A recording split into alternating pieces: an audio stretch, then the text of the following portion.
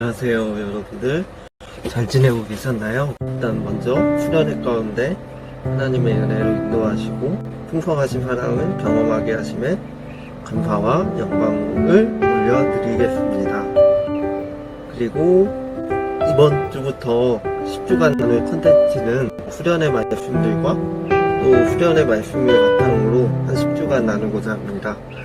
부족하지만 저의 나눔을 통해 하나님의 사랑이 흘러가기를 기도드리겠습니다.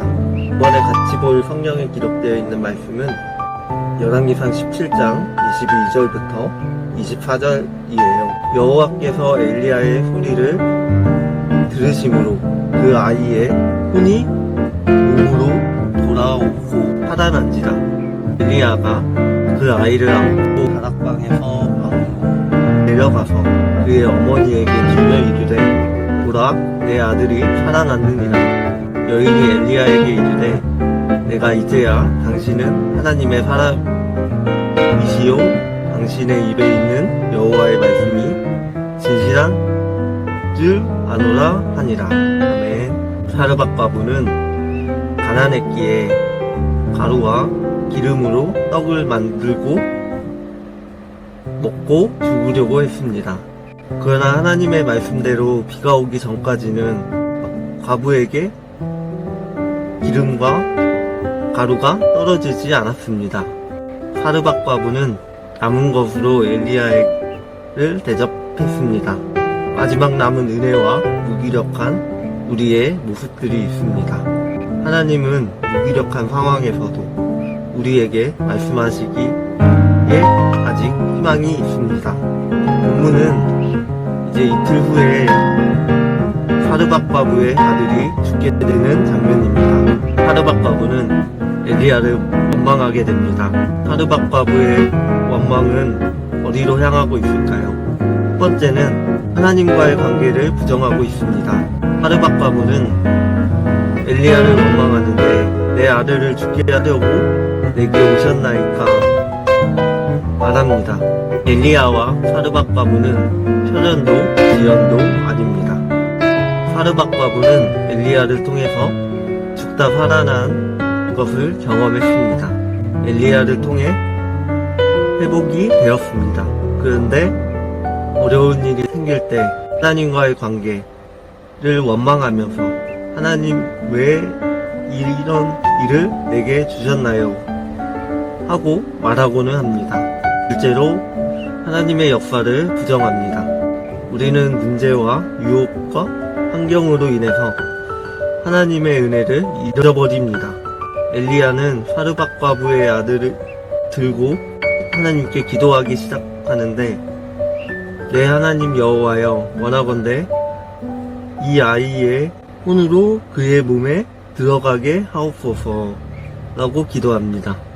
하나님은 엘리야의 기도를 들으시고 아이를 살리십니다. 그제서야 사르밧 과부는 엘리야를 통해 당신은 하나님의 사람이시요 당신의 입에 있는 여호와의 말씀이 진실한 줄 아노라 라고 고백하고 있습니다. 감당하기 어려운 시험이 닥쳤을 때 하나님의 말씀과 은혜를 붙들어야 합니다. 사르밧 과부와 같은 신실한 믿음을 갖기를 원합니다. 첫 번째 질문은 하나님을 원망하며 지난 삶이 있었나요? 또 하나님과의 관계가 어긋난 적이 있었나요? 한번 나누어 봅시다 했을 때 하나님을 원망했던 삶이 있었습니다. 개인적으로 큰 어려움을 겪었을 때 또 하나님을 원망하면서 하나님이 해결해 주시지 않을 것 같은 불안도 있었습니다. 하지만 하나님이 시간이 지나면서 하나님을 원망해서 기쁨으로 바꿔주시고 또 하나님의 때에 서서히 이루어 가심을 느꼈습니다. 하나님의 은혜로 깨닫게 하셨습니다.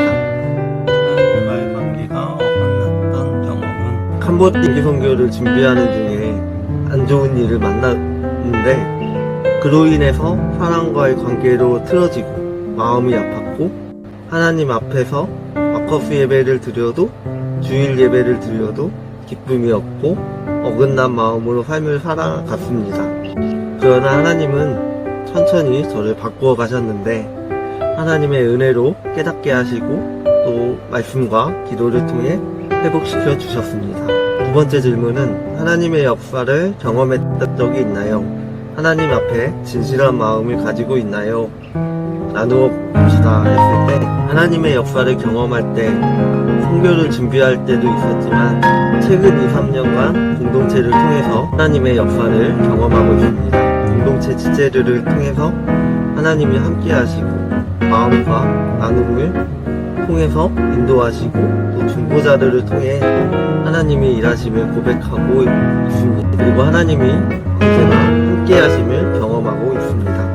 저 하나님 앞에 진실된 마음을 가지고 세상을 살아가고자 애를 쓰고 있습니다. 어떤 사람은 말하기를 가식 같은 행동하지 말고 하나님의 이름을 들먹이지 말며 그렇게 살지 말라고 말한 적이 있습니다. 저는 그 시험의 말을 통해서 저를 비추면서 육신과 안목의 죄로 인해 사람을 대하는 행동에 대해서 지적한 것이라 생각합니다. 하나님의 마음을 가지고 기도하며 더욱 진실한 믿음을 가지고 죄로부터 자유하고 또 하나님을 사랑하는 믿음을 가지고 살아가야 할 것을 깨닫고 결단하게 되었습니다. 이상 들어주셔서 감사합니다.